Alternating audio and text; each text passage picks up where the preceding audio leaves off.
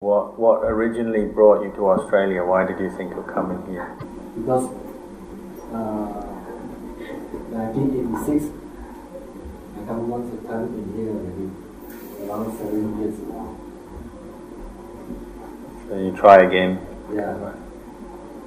But on that time, my friend, Ajahn Kalyano, introduced Dhamma for me.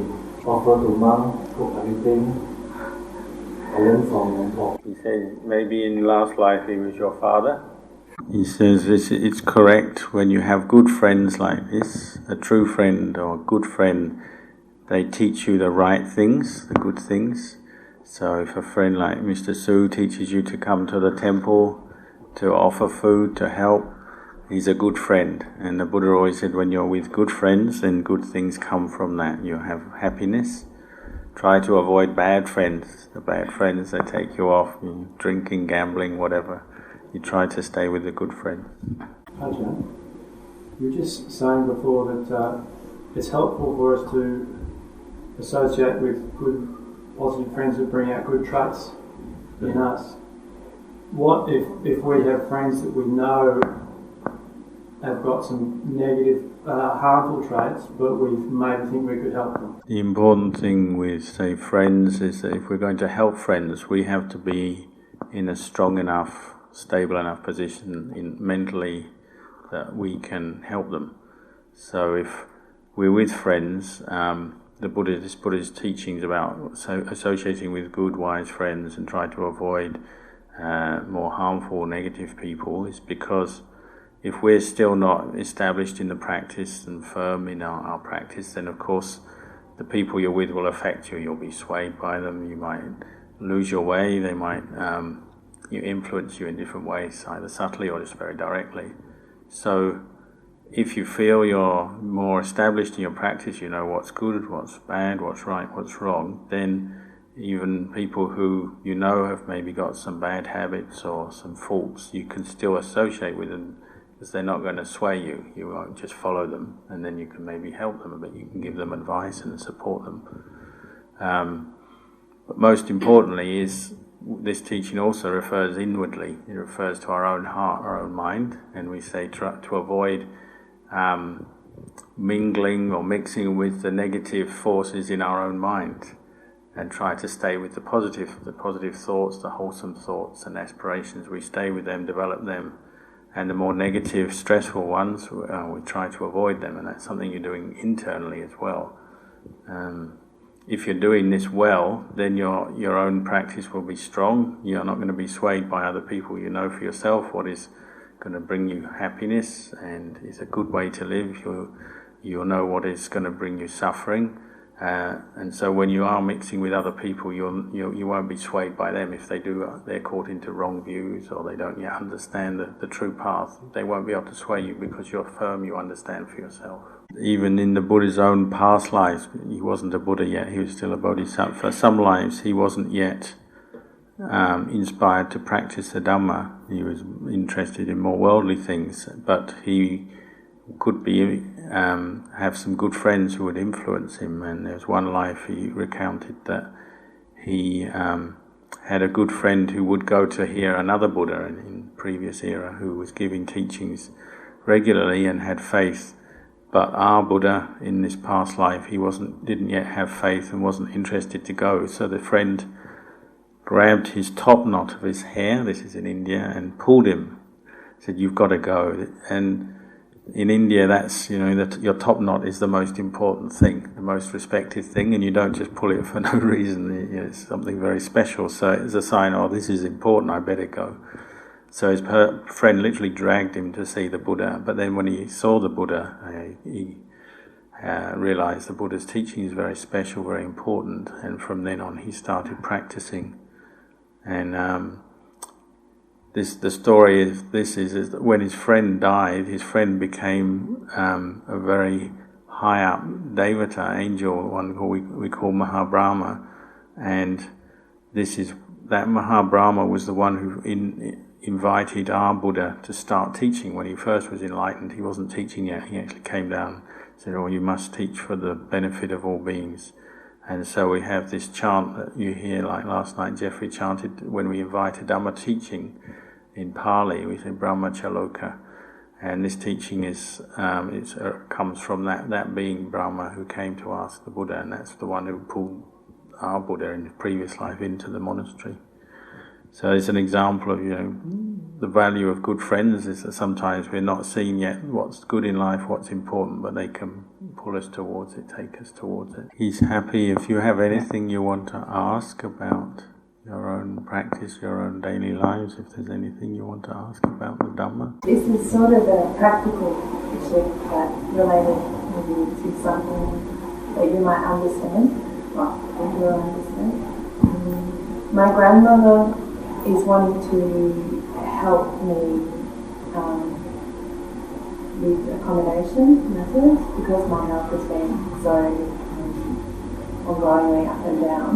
She's quite concerned to have something stable for my future as far as accommodation. He thinks if she's in a position to do that, it's not a burden to her or a financial burden, then that's fine. Yes, you can accept that if she wants to do that. He says you also have to remember your debt of gratitude to your mother and your grandmother, and what you can do for her to help her in her old age. Whether it's health-wise, helping to care for her in any way, or whatever little things you can do or bigger things you can do, always remember that gratitude. And because it's your grandmother, you are not only helping your grandmother, and when you help your grandmother, you're helping your mother, because if your mother's not in a position to help your grandmother very much, you're helping your mother do her duty. So you're doing kind of two levels of dana. So it's a very good thing if you can do that. Anything you can do to help your grandmother. When I'm really sick, I don't feel able to help my grandmother, but I suppose if I keep my mind, if I try and practice and remember the teachings, then that will be happening somehow. When we talk about helping older people, there's many ways to help, and it's not just physical help, it's also just giving them warmth, giving them attention, showing an interest in them. And so just remember that even if you're feeling weak yourself, you can always say a few words of encouragement, ring her up or see her, talk to her. And often that's all they need, is just that attention, that love. And if you're doing that regularly, giving them some, just a little bit of interest, talking to them, that's also helping them in a very big way. Are you sincere in wishing to go and live?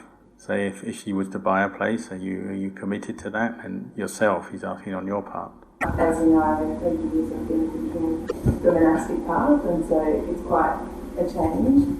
But then, given the reality of what my body's been doing, I've been thinking maybe it's just practical. But in the end, it's up to you to make your thoughts wholesome about this, not to become stressed or doubtful or whatever negative. So if you are able to do that, find a way to think of this in a wholesome way, then that's good, that's fine.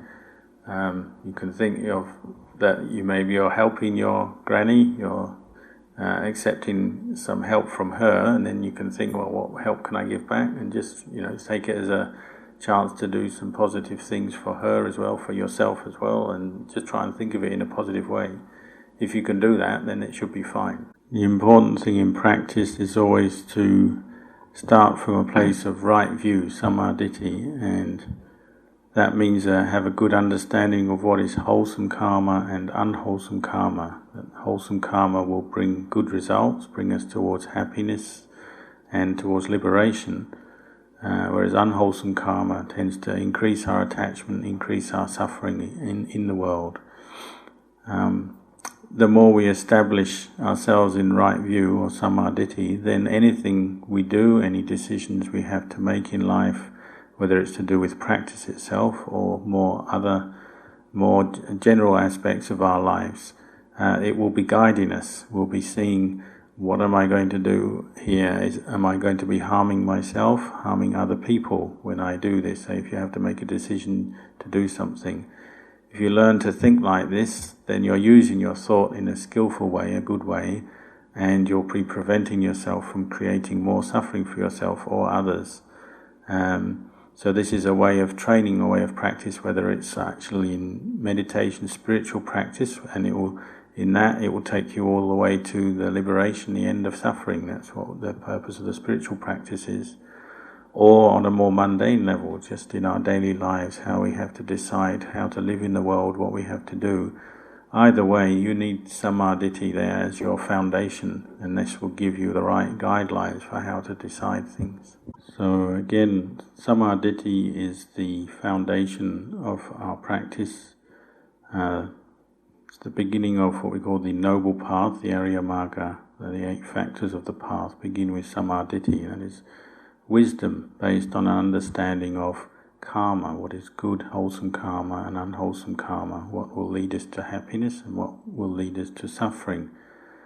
It all starts in the mind with our intentions and our thoughts that we have in our mind. If they're trained in samadhi, then our thoughts will be skillful, they'll be wise, they'll be skillful, and then our speech and our actions will be skillful following that, and this will bring us to happiness.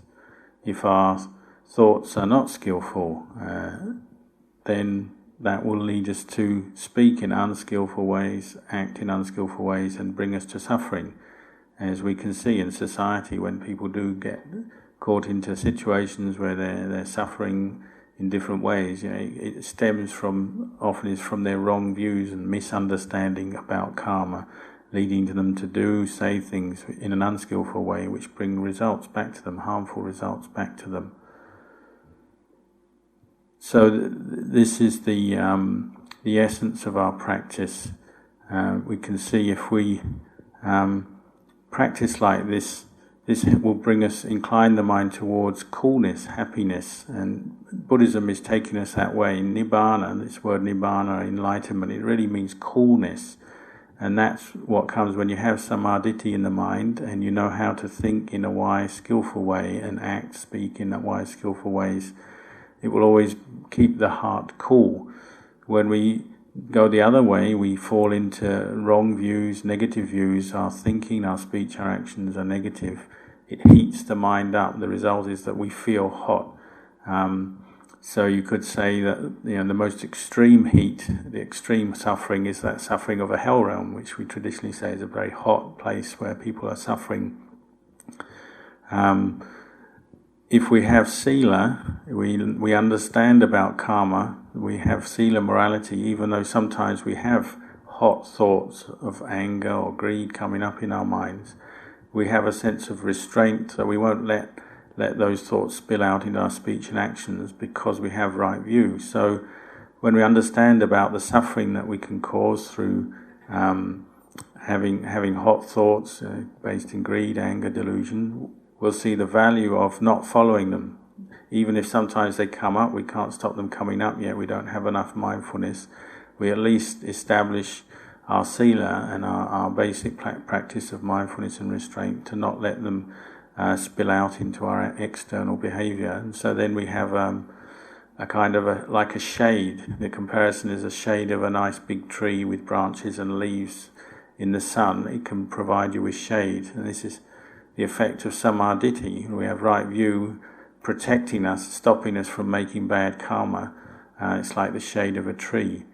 If we keep practicing like this, then this will keep finding happiness. And it's like we have a compass that sets our direction in life. We know which way we have to walk or to go because we have a compass showing us which direction is north, south, east, west. If you don't have samadhi, then you've got no guideline. You don't know where to go. When you have to make decisions, the right way to think, the right way to speak, act, you won't know that. You won't have a guide. You'll have lost your compass. So if we can practice like this, the more we develop samadhi and bring it up in our lives, the more happiness we'll have. And this is the purpose of Buddhist practice, is to bring us happiness. It's just like, say, a fruit. If you have a nice, sweet, luscious fruit, you eat the fruit and you feel happy for it. You feel good because you've eaten that fruit. And this is like the Buddhist practice. When you practice this path, then it brings you to a state where you feel full and satisfied, just like you've eaten a nice fruit. Have most people taken a day off work or have a holiday today? Is that right? So in life, just as we do have to go to work and to find money and to find the things we need to live in the world, food and clothing and shelter. We also have to work for our minds and find food for our minds, our hearts. And that comes through our dhamma practice. So like taking time on your days off to come to a monastery and listen to the dhamma like this, make offerings like this is a very good way to spend that time, because you're nourishing your heart in a very wholesome way. And it's important to see that, our hearts, our minds as human beings, they have many levels. They're not always sort of fixed and sort of it's always one way. It's always happy, it's always sad. One day you can have many different moods, and depending on the karma we're making, the thoughts, the intentions we have in our mind and the moods we're generating and getting caught into, our experience in life will be different. So you can see that this heart, it can generate even what we call becoming and the cause for rebirth, depending on the state of mind. When people have stress, then at that time they're suffering a lot. You could say they're born into suffering. When they have happiness from the good things that they've done and experiencing a joy and happiness from that, then they're experiencing that as if they're born into that. So we say that when you practice the Dhamma and you become more aware of good and bad karma, and then try to develop good karma, and particularly you get a foundation in morality, then this is what we call realizing the full human potential we have being born in a human form. That doesn't just mean we're physically a human being, but mentally we're a human being as well, that we are realizing our potential to do good, to live in a moral way, and to develop our mindfulness, our intelligence. Even higher than that, if we keep practicing, we keep bringing up wholesome thoughts and intentions, training ourselves in generosity, kindness, keeping precepts, and then developing meditation, mindfulness and wisdom, we can bring our mind up to the level, we say, of a devata, even though we're still a human being with a human form, but the mind is the mind of a deva. So a human being is called a manusa in Pali. A manusa deva is a human being but with the mind of a deva. So if they were to die, their birth would be a heavenly rebirth. And they have that much more happiness than, say, other human beings. This is the results of our practice. So the Buddha was always encouraging us to practice this very simple teaching he gave on Magha Puja, this day we'll be celebrating on Saturday. Sabba Papasa Akaranang. Just learning to abandon unwholesome ways of body, speech and mind. That's something we have to put effort into, just giving up old habits, bad habits. Developing good ways of body, speech and mind, really putting effort into developing wholesome thoughts, wholesome speech, wholesome actions. And then Sacitta Pariyotapanang is learning to purify the mind, developing mindfulness and wisdom through the practice of meditation and insight, looking into the truth of things. This is what really purifies the mind and brings it up to a state of happiness. He gave a long talk there, so I can't remember the last bit he said. But anyway, he finished up coming to the fruit again, saying that the fruits of the practice, you experience them for yourselves, the happiness, and this happiness is increasing. As you put more effort into the practice, you develop yourself more. It will increase. It's a bit like the fruit he's talking about. When you eat a fruit, you feel fuller from eating that fruit. Say, in the beginning you might just taste the fruit and it tastes nice, but later on you taste the fruit, you really taste the sweetness of the fruit because your mind is more refined. It's a bit like the happiness you receive as your practice develops. Maybe eventually not just taste the sweetness of the fruit, but you get a nice smell from the fruit as well. Practice is a bit like this. The more the mind opens up and experiences the joy, the happiness as a result of all the good things you've done in your Dhamma practice, then the whole experience becomes much stronger, that happiness much deeper, the peace of mind much deeper. Just like that fruit, you're learning to taste and smell that fruit much more than before. Bhante, when I do meditate, I feel there's energy transform from one side to other side.